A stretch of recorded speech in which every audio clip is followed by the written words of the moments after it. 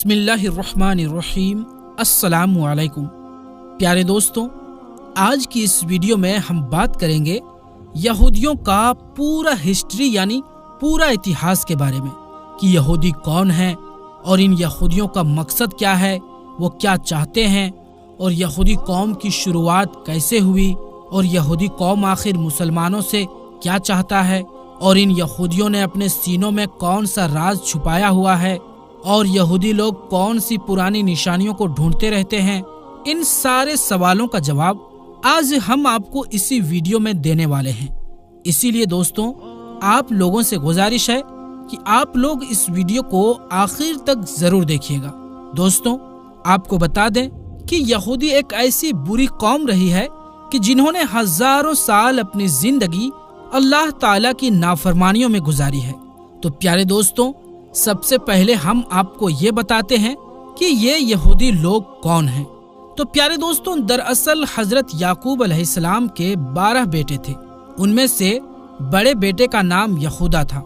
याकूब अलैहिस्सलाम अल्लाह के नबी हैं जिनका नाम इब्रानी जुबान में इसराइल है। उनके बेटों को बनी इसराइल कहते हैं। तो याकूब अलैहिस्सलाम के जो 12 बेटे थे, उन्हीं में से बड़े बेटे या बीच में कोई एक बेटे का नाम यहूदा था। इस नाम से जो भी बनी इसराइल होता उसे यहूदी कहा जाने लगा। यहूदी एक कौम का नाम हो गया जिसको आज इंग्लिश में ज्यूस कहते हैं। ये दुनिया का बड़ा ही फसादी कौम है। पहले ही इन लोगों ने नबियों का कत्ल किया है। ये लोग हक बात को कभी नहीं मानते थे। ये लोग हजरत जकरिया अलैहिस्सलाम के कातिल हैं, हजरत यहया अलैहिस्सलाम के कातिल हैं और हजरत ईसा अलैहिस्सलाम को भी सूली पर चढ़ाने के सारे इंतजाम भी इन्हीं लोगों ने किया। लेकिन दोस्तों, हमारा अकीदा ये है कि ईसा अलैहिस्सलाम को सूली नहीं दी गई, बल्कि अल्लाह ताला ने उनको जिंदा आसमानों पर उठा लिया था। लेकिन ये यहूदी कौम बहुत ही पुरानी है, हजरत याकूब अलैहिस्सलाम से चलती आ रही है। हजरत याकूब अलैहिस्सलाम के जमाने से बनी इसराइल नामी इस कौम की शुरुआत हुई और इस यहूदी कौम की हमेशा से ही झगड़ा फसाद करने की आदत रही है और अल्लाह ताला ने इस पर बहुत बार लानत की है। और इस बनी इसराइल के धोखेबाजी की पूरी कहानी कुरान पाक में बताई गई है, जिसके बाद इस कौम को हुकूमत के दर्जे से हटा दिया गया और फिर उसी जगह हुकूमत का दर्जा मुसलमानों को सौंप दिया गया। दुनिया भर के कौमों में यहूदी एक ऐसी कौम है जिसको अल्लाह ताला ने सबसे बड़ा मुजरिम ठहराया है। कुरान शरीफ को गौर से समझने पर यहूदियों का जो जुर्म खुलकर सामने आ जाता है, आज आपको इस वीडियो में खुद ब खुद मालूम पड़ जाएगा। दोस्तों, ये कौम हमेशा वादे के खिलाफ काम करती थी। आखिरकार तूर पहाड़ को उठाकर इनके सरों पर लटकाया गया, लेकिन इसके बावजूद भी इनके वायदे तोड़ने का सिलसिला चलता रहा और वो लोग कुरान की आयत को बेचकर अपने गाने बजाने का शौक पूरा करते थे। दूसरों को नेकी करने को कहते थे लेकिन खुद नहीं करते थे। और मेरे दोस्तों, इनको फिरौनियों के जुल्म से बचाने और समंदर में रास्ता दिए जाने के बावजूद भी ये लोग अल्लाह ताला की नाफरमानी करते रहे।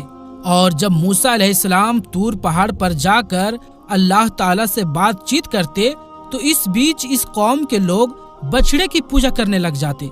उनकी इस हरकत को देखकर अल्लाह ताला ने मूसा अलैहिस्सलाम के जरिए हुक्म दिया कि गाय को ज़िबह करो। तो ये लोग सुनकर हैरान हो गए और उन लोगों ने मूसा अलैहिस्सलाम से कहा कि आप जाइए और अल्लाह ताला का सही हुक्म लेकर आइए। और इस तरह इन लोगों ने 5 बार मूसा अलैहिस्सलाम को तूर पहाड़ पर भेजा, सिर्फ इसीलिए क्योंकि वो लोग गाय को ज़िबह करने से बचना चाहते थे। और वो लोग खुलेआम कहते थे कि वो अपनी आंखों से देखे बगैर अल्लाह पर ईमान नहीं लाएंगे। खैर दोस्तों, अल्लाह ताला ने जब इन्हें बगैर मेहनत किए आसमान से खाना भिजवाना शुरू किया तो इन लोगों ने जिद करके उसको बंद करवाया और उन्होंने हजरत मूसा अलैहिस्सलाम से कहा कि उनके लिए खाने पीने का इंतजाम जैसे कि अनाज, सब्जियां, फल वगैरह जमीन में ही उगा दिया जाए। जबकि दोस्तों, रेगिस्तान की कड़क धूप से बचने के लिए भी अल्लाह ताला की तरफ से इन पर बादलों का साया किया जाता था।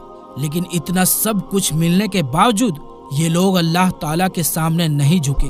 फिर अल्लाह ताला ने इन्हें बस्ती में दाखिल यानी प्रवेश होते वक्त माफी मांगने का भी हुक्म दिया। हालांकि हुक्म को मानने में किसी तरह की कोई परेशानी नहीं थी। लेकिन पता नहीं इस कौम ने क्यों अल्लाह तबारक व ताला का हुक्म नहीं माना, जबकि अल्लाह ताला ने अपनी रहमत से इन बस्ती में 12 कबीलों के लिए अलग अलग पानी के चश्मे पैदा कर दिए, ताकि इन लोगों के बीच पानी को लेकर कभी भी झगड़ा ना हो। मगर इस एहसान के बावजूद भी वो लोग अल्लाह ताला के सारे नबियों की बुराई करते रहे, आसमान से भेजे गए पैगंबरों को कत्ल करने और उन्हें फांसी पर लटकाने से भी पीछे नहीं हटते थे। और इन्होंने ही हजरत यहया अलैहिस्सलाम को कत्ल करवा दिया था और हजरत ईसा अलैहिस्सलाम को सलीब पर लटकाने का प्लान भी इन्हीं लोगों ने बनाया था, यानी सूली पर। ये कहते थे कि पैगंबर सिर्फ बनी इसराइल के लोगों में ही हो सकता है, इसीलिए वो बनी इसराइल के पैगंबर हजरत मोहम्मद मुस्तफ़ा सल्लल्लाहु अलैहि वसल्लम पर ईमान नहीं लाए और हजरत जिब्रील अलैहिस्सलाम को एक नंबर का दुश्मन मानते थे। इसीलिए क्योंकि हजरत जिब्राइल अलैहिस्सलाम वही के जरिए इन लोगों की प्लानिंग की खबर अल्लाह ताला के नबियों को देते रहते थे। और यहूदी यहाँ तक कह दिया करते थे कि हजरत जिब्राइल अलैहिस्सलाम ने नबूवत के लिए किसी गलत इंसान को चुना है, माअज़ल्लाह। और दोस्तों, अगर नबी करीम सल्लल्लाहु अलैहि वसल्लम की मजलिस में इनके किसी आदमी के मुंह से सच्ची बात निकल भी जाती तो वो बाद में उन्हें बुरा भला भी कहते थे और बड़े दावे के साथ इस कौम के लोग कहते थे कि ये अल्लाह के चहीते हैं और जहन्नुम की आग इनको कभी नहीं छुएगी। हालांकि इस यहूदी कौम के आपस में झगड़े भी बहुत ज्यादा हुआ करते थे और ये आपस में मार काट भी किया करते थे और कबीलों में जाकर कबीले के लोगों को बस्तियों ही से निकाल दिया करते थे, जैसा कि अब वो फिलिस्तीनियों के साथ कर रहे हैं। मोहम्मद मुस्तफ़ा सल्लल्लाहु अलैहि वसल्लम के आने से पहले ये लोग एक नबी के आने की भी बात किया करते थे और मदीना वालों से कहा करते थे कि इस नबी को आने दो, हम तुमसे निपट लेंगे। लेकिन नबी करीम सल्लल्लाहु अलैहि वसल्लम के आने के बाद वही यहूदी रसूल पाक सल्लल्लाहु अलैहि वसल्लम के बुरे दुश्मनों में से हो गए। और तो और ये लोग जादू भी सीखते और सिखाते थे और इसी जादू से मियाँ और बीवी के बीच झगड़े फसाद करवाते थे और इस जादू को हजरत सुलेमान अलैहिस्सलाम से भी जोड़ देते थे। हालांकि कुरान पाक में मौजूद है कि हजरत सुलेमान अलैहिस्सलाम का दूर दूर तक जादू से कोई मतलब नहीं है, कोई ताल्लुक नहीं है। नबी करीम सल्लल्लाहु अलैहि वसल्लम पर भी इन यहूदियों ने एक बड़ा जादू किया था और इसके अलावा एक बार हुजूर नबी करीम सल्लल्लाहु अलैहि वसल्लम को चट्टानों के जरिए जख्मी करने की भी कोशिश की थी और अल्लाह ताला के पैगंबर हजरत सुलेमान अलैहिस्सलाम को भी वो नबी नहीं मानते थे, बल्कि एक बादशाह समझते थे, माअज़ल्लाह।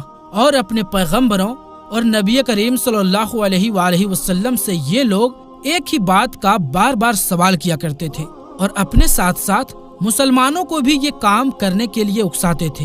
लोगों को हमेशा सच्चाई के रास्ते से, हक के रास्ते से, अल्लाह ताला के बताए हुए सीधे रास्ते से रोकते थे और लोगों का माल नाजायज तरीके से खा जाते थे। इन्होंने इस जमीन पर 2 बार बहुत बड़ा झगड़ा फसाद किया है और तो और दूसरों की बीवियों को ताक झांक करने और उनसे खुद अपनी बेटियों बहनों के साथ बदकारी, जिनाकारी करने का इल्जाम भी लगा दिया करते थे। और ऐसा बेहुदा काम करने में भी ये लोग जरा सी भी शर्म और हिचकिचाहट महसूस नहीं करते थे।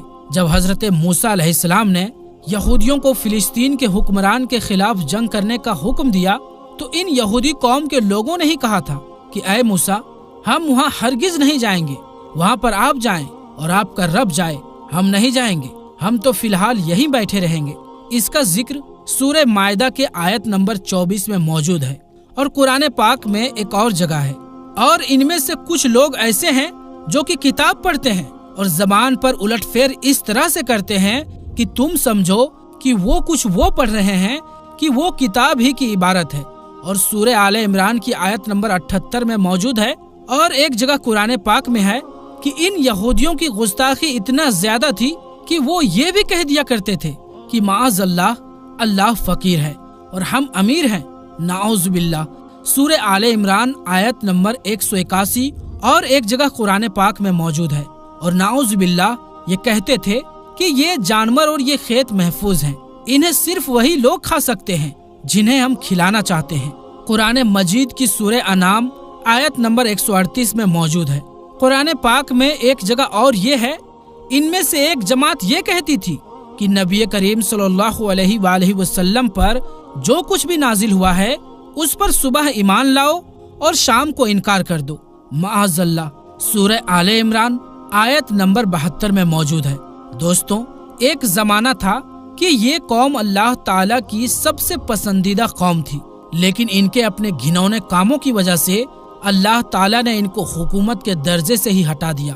اور میرے دوستوں، یہودی کیونکہ قرآن پاک کو بھی نہیں مانتے، اسی لیے انہیں پتہ نہیں ہے کہ ہم اللہ تعالیٰ کی بارگاہ سے ٹھکرائے ہوئے ہیں، اور یہ لوگ اپنے آپ کو آج بھی اللہ تعالیٰ کے سامنے پسندیدہ سمجھتے ہیں، اور وہ یہ بھی کہتے ہیں کہ ہم اللہ تعالیٰ کے سامنے اللہ تعالیٰ کی سب سے پسندیدہ اور چہیتے قوم ہیں۔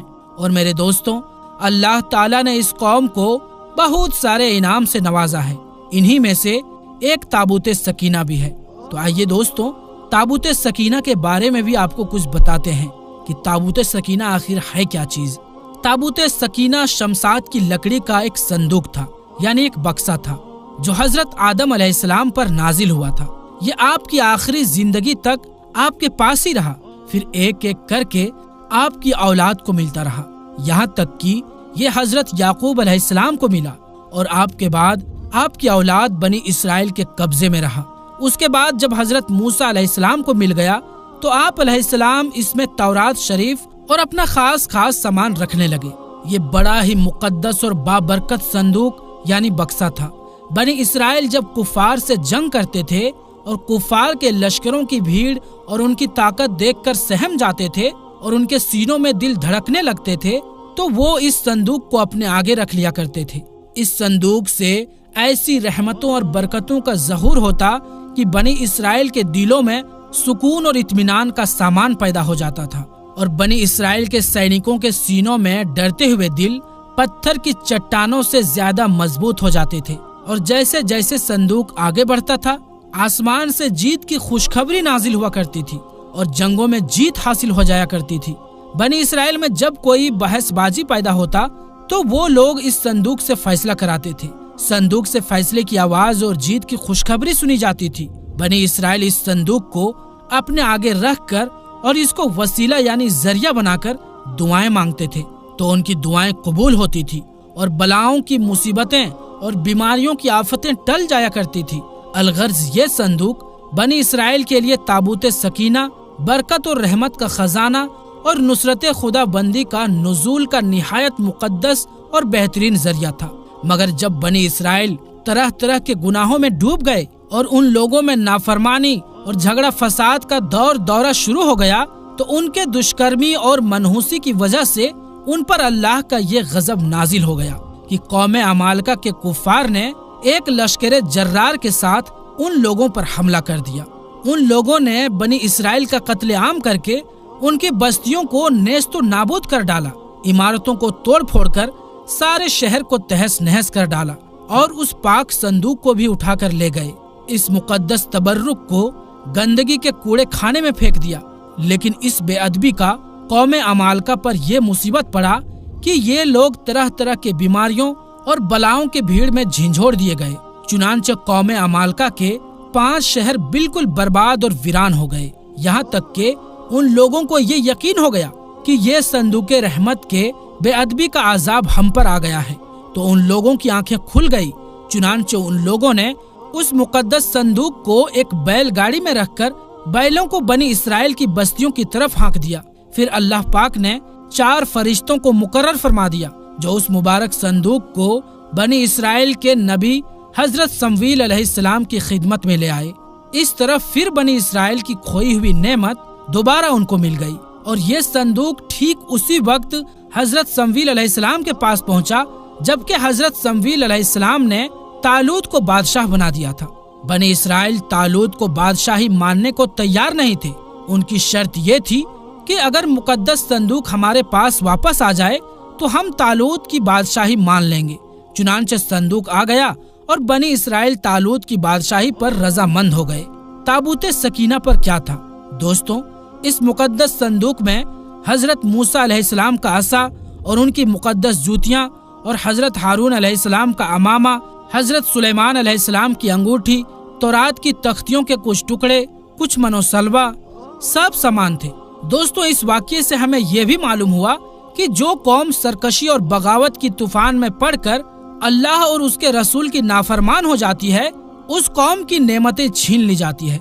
चुनांचे जब बनी इसराइल सरकश होकर अल्लाह के नाफरमान हो गए और तरह तरह की बदकारियों में पड़कर गुनाहों का भूत उनके सरों पर सवार हो गया, तो उनके जुर्मों की बेबरकती से उन्हें यह बुरा दिन दिखाया कि संदूके सकीना उनके पास से कौम अमालका के लोग उठाकर ले गए और बनी इसराइल कई वर्षों तक इस खास नेमत से महरूम हो गए।